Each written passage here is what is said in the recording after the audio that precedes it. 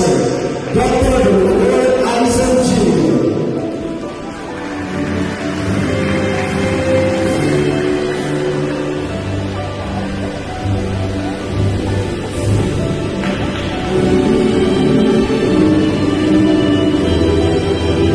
Let's welcome our campus director, Dr. Henry P. Bautista, and our SEC President, Dr. Maria P. Bravo, and the rest of honor and speaker, Mrs. Adelaida Jimenez Valentine.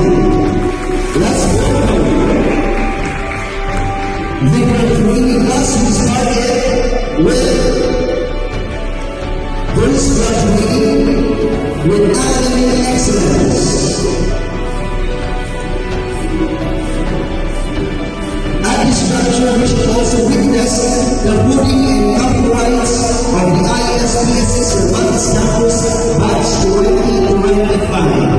Again, we started with graduating with those graduating with academic excellence. First, ability commitment to God. Beyond her professional triumphs, she is a deeply devoted mother for 3 children, a BSc fourth student, a psychology second student, and an account grade 10 student. Alongside her husband, a chemical engineer, she leads a family that confronts challenges together as a team, ensuring that procrastination does not apply to her family into her team. Her family plays a pivotal role in her success, clearly demonstrating her loving and balanced approach to her roles as a mother, wife, and CEO. Her generosity extends beyond her family and business. She is passionate about sharing life with others, actively engaging in philanthropic endeavors for the church and the broader community. On a personal note, for me, she is more than just an unseen guest. She is a curious friend, a guiding man. Her wisdom, compassion, and tireless spirit are qualities I deeply admire most. Ladies and gentlemen, it is my distinct privilege to present to you a woman of exceptional character, a visionary leader, and a devoted family woman, a generous philanthropist, and my dear friend and mother, Mrs. Adelaida Jimenez Valentine.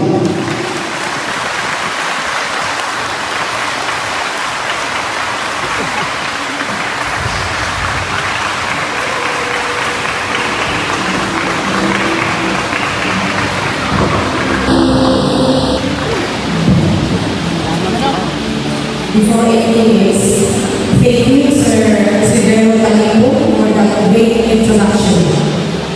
You will sit down, graduates. Pasensya tadi, nagpapagsiwag yun, may kawa o pagpapagod ng Sir Valdez. Ibig ko ay hindi, nakakatunya, but syempre, na resident kami dyan, gusto maging nakatata. Sorry. To Dr. Mario Obrero, our SUC President 3, Sir. Our Vice President of Academic Affairs, Dr. Ana Marie Baroga, Dr. William Eisen, our Vice President of the Administration and Finance, Sir. To my high school teacher, whom you admire most, and now our campus director, Dr. Heidi Joy Bautista,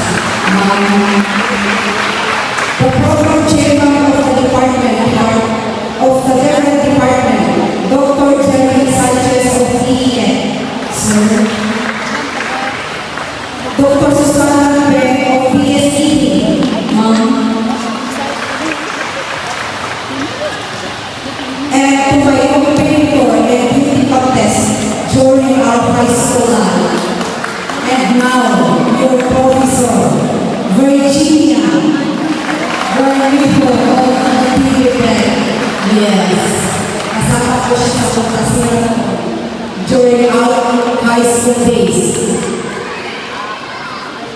To Professor Antoinette Garcia of BNet, my batchmate in high school. Ma'am.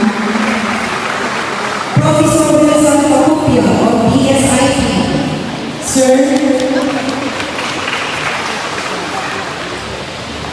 Professor Jonathan Pagkawa of DSU. Ma'am. To our teachers, non-teaching staff, member of the family are here also. My children are there and my parents. Their parents, visitors, and to you, dear graduates.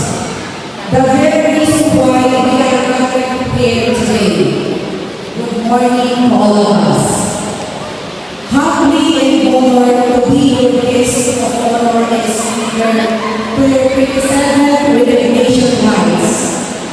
Before I will tell you my story, I learned that almost all of last year's graduates have passed their board exams. Hence, let us congratulate them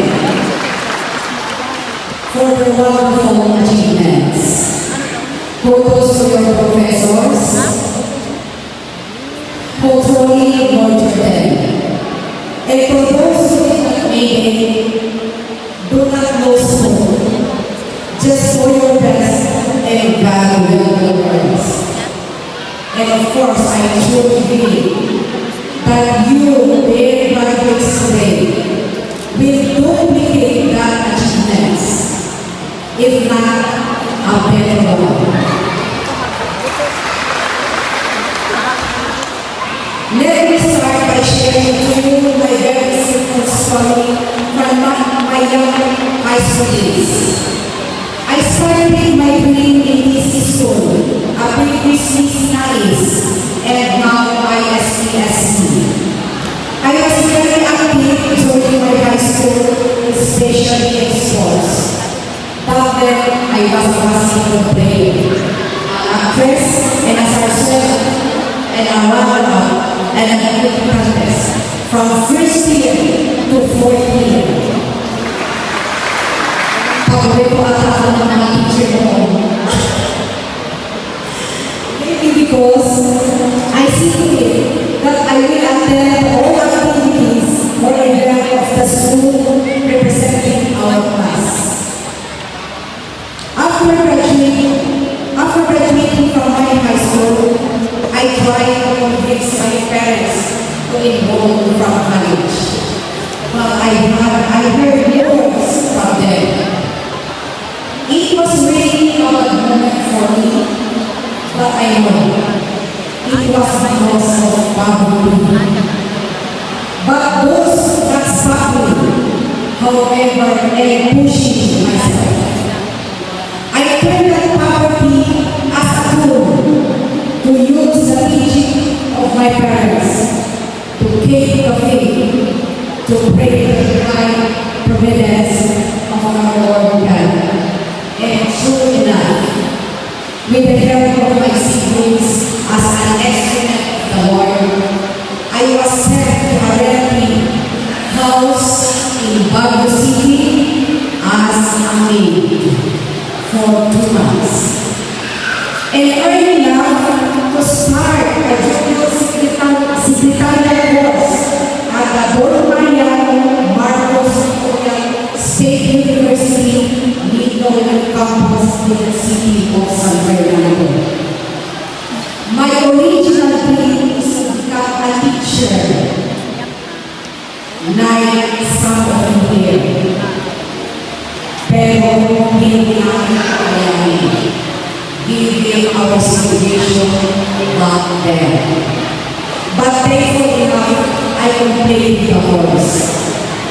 After graduation from my college, I looked for a good job in order to pay back my siblings in my mental health of my parents.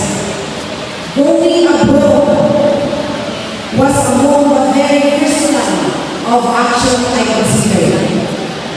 but it requires considerable amount of money.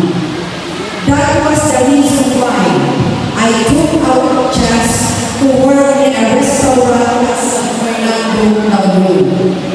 Then transferred the Economic Transit Zone Authority of EXA in Huacan, Baguio City for a higher pay.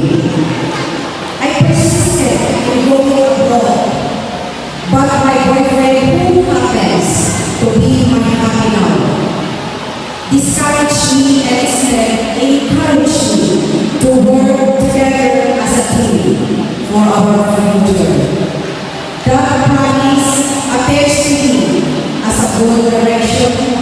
Thus, again, through my parents' teaching, I owe this guidance to God and sure enough, my hubby made me as his slave. Cutting the story short, we got married. Our married life has its ups and downs. The road was very rough and tough, but this did not stop us from learning simple and small things. We see to it that we talk and discuss correctly. While my hubby working in the government, my willingness to help him earn more has again come to me. Moreover, I went to STI and took nursing course in hoping to go abroad. I had finished the course but failed to go abroad. Again, I love Philippines. From then on, I started a small business. From gathering plastic in the morning, or busy street and bottle, and selling to the chop shop. Having small career, a little restaurant near the bus terminal, until we decided to go out our firm, Josh B. Electronical Supply and Services. This come about after we took a seminar and invest in learning. In 2011 of September, our small business was upgraded to Josh B. Construction and Supply in Quality Course until today. We think that hindi kami pinabayaan. Why did I tell you my life story? Because if you notice, I have a lot of failures that I need to overcome before I came here and stand before you. This is take this, dear graduates, as ating lahat.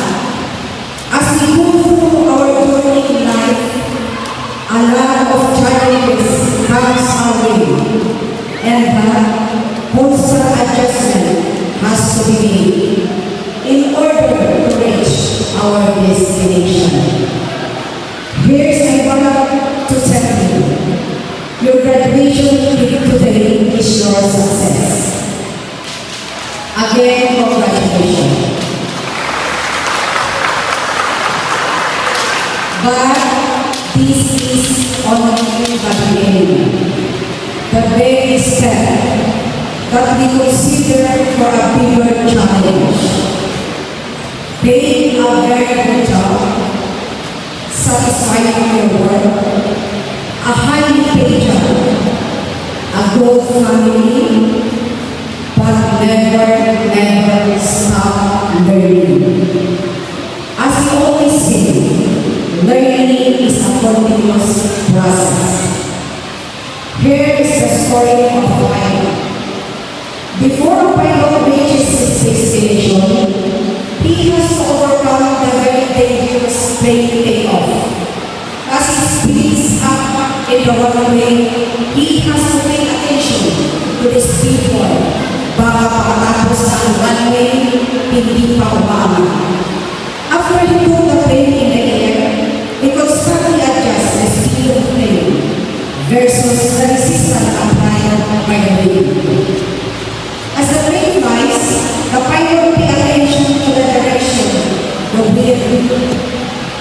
and learn the correct adjustment of the brain until it reaches its destination. Sa ating buhay, ganun din. We need to learn the things surrounding us in order to fine-tune in our journey and arrive successfully to our destination. As we go through the process of learning at kahit anong field ang pinasukan natin sa buhay, if we have grace in faith, kaya natin atin for as long as hindi tayo susuko. Mind you, hindi lang tayo ang susi ng pagkasenso.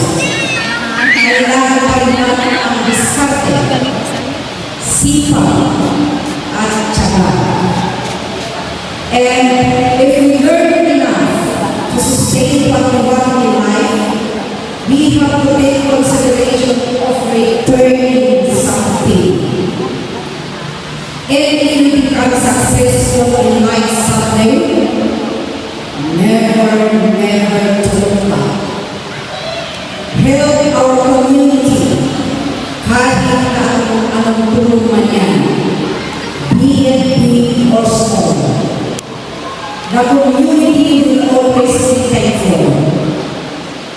Let us share our talent, our time, and our treasure. Hindi naman lahat. Pag-treasure. Dahil para sa akin, we are not successful if we do not share our life to others by helping to build our community. So, to your dear graduates, congratulations, and always remember to continue learning, and return in gratitude of your blessings to the community. Good luck to your next journey in life. Once again, thank you very much for your having me in your special day. Thank you, and God bless us all.